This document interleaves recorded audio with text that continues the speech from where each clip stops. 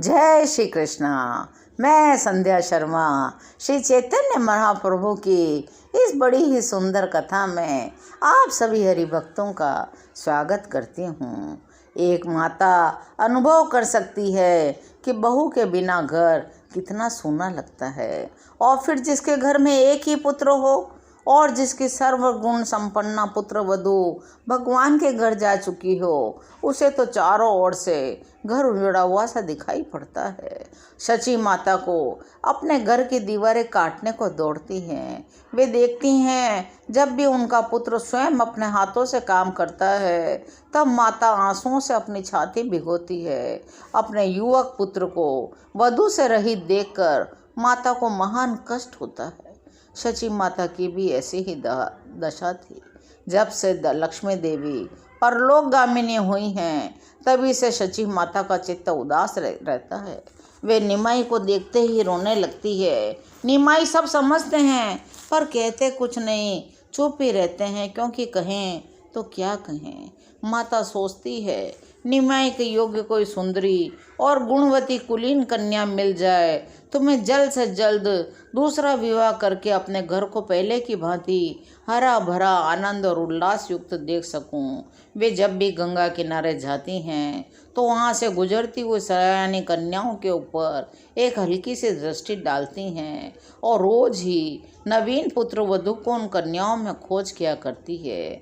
उन्हीं कन्याओं के बीच में एक परम सुंदरी, एक सुशीला कन्या को वे रोज देखती। वह कन्या प्राय शची देवी से रोज ही देखती थी। वह कन्या भी उनसे मिलती थी। कभी वह स्नान करती होती, कभी देव पूजन, कभी घर जाती हुई शची देवी को मिलती। कन्या शची माता को जब भी देखती बड़ी श्रद्धा भक्ति के साथ प्रणाम करती और शची देवी भी उसे आशीर्वाद देती, भगवान की कृपा से मेरी बेटी को योग्य वर की प्राप्ति हो। कन्या इस आशीर्वाद को सुनती और लज्जित होकर के चली जाती।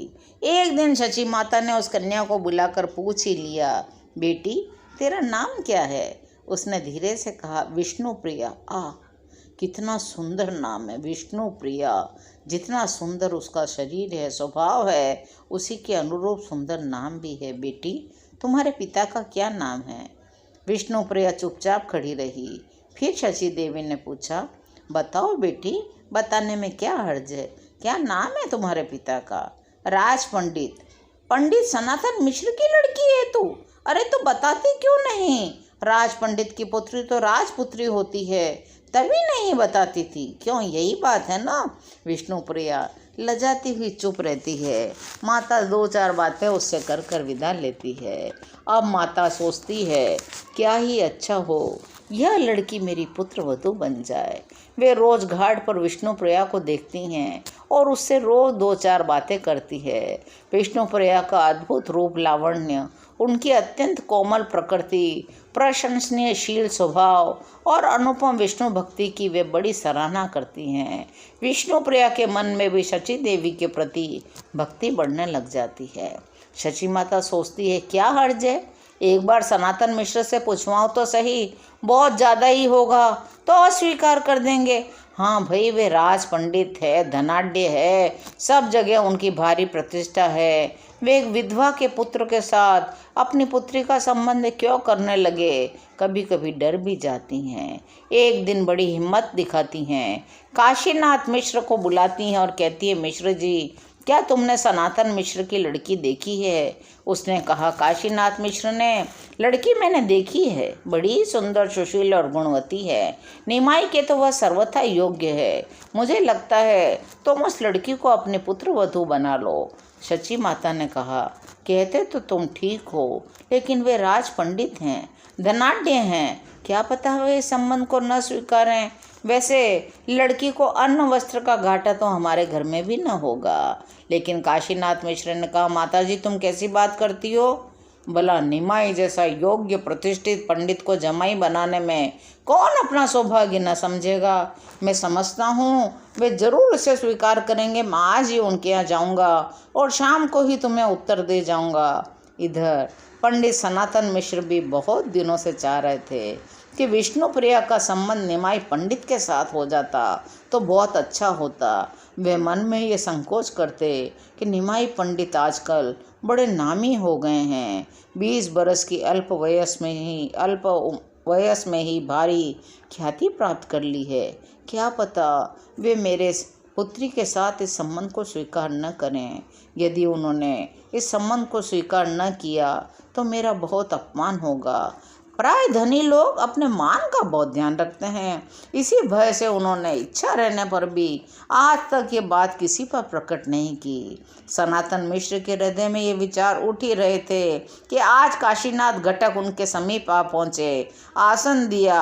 काशीनाथ घटक ने सब बात कहकर अंत में कहा, सची माता ने मुझे बुलाकर स्वयं कहा है। मैं अपनी ओर से कहता हूँ, आपको अपनी पुत्री के लिए इससे अच्छा वर कहीं दूसरी जगह नहीं मिलेगा। बड़े प्रसन्न हुए सनातन मिश्र।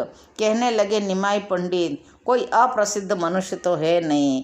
देश भर में उनका यशोगान हो रहा है।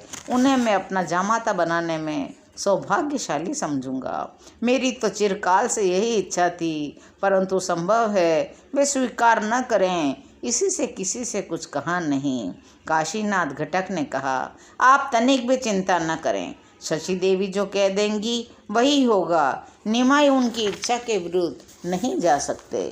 सनातन मिश्र के घर में जब स्त्रियों ने बात सुनी, बड़े प्रसन्न हुई। लड़की का भाग्य खुल गया और विष्णु प्रिया से कहती, इतने दिन का स्नान, गंगा स्नान, विष्णु पूजा आज सफल हुई है। साक्षात विष्णु के ही समान इसे वर मिल गया है। यह कहकर विष्णु प्रिया सुनकर लजा जाती। इस प्रकार वह काशीनाथ मिश्र सीधे सची माता के समीप पहुँचे। सची माता को बड़ी प्रसन्नता हुई। उसी समय विवाह की तिथि सब पक्की हो गई। रास्ते में जब काशीनाथ घटक आ रहे थे तो निमाई पंडित से भेंट हो गई। निमाई ने उन्हें आलिंगन करते हुए कहा, किधर से आ रहे हैं? आप तो सदा घटाइया ही करते हैं। क्योंकि उनका नाम था काशीनाथ घटक तो वे मजाक करते हुए कहने लगे, कहिए किसे घटा कर आ रहे हैं? हंसते हुए काशीनाथ घटक ने कहा, घटा कर तो नहीं आए हैं, बढ़ाने की ही फिक्र है। हम तुम्हें 1 से 2 करना चाहते हैं। निमाई ने आश्चर्य प्रकट किया, मैं आपकी बात का मतलब नहीं समझा। जरा आवाज़ को बढ़ाते हुए जोर से घटक ने कहा, राज पंडित सनातन मिश्र की पुत्री के साथ तुम्हारे परिणय की बातें पक्की करके आ रहा हूँ। बताओ तुम्हें मंजूर है? निमाई ने हंसते हुए कहा, हमारा विवाह और वो भी राज पंडित की पुत्री के साथ? हमें तो कुछ पता नहीं। और ये हंसते हुए अपने घर चले आए। काशीनाथ घटक को इनकी सूखी हंसी में कुछ संदेह हुआ। सनातन मिश्र के यहाँ भी यह खबर पहुँच चुकी। घर में कुछ सुस्ती छा गई। सनातन मिश्र ने कहा, जिस बात की शंका थी वही हुई। मैं तो पहले ही जानता था। निमाई स्वतंत्र व्यक्ति के पुरुष हैं।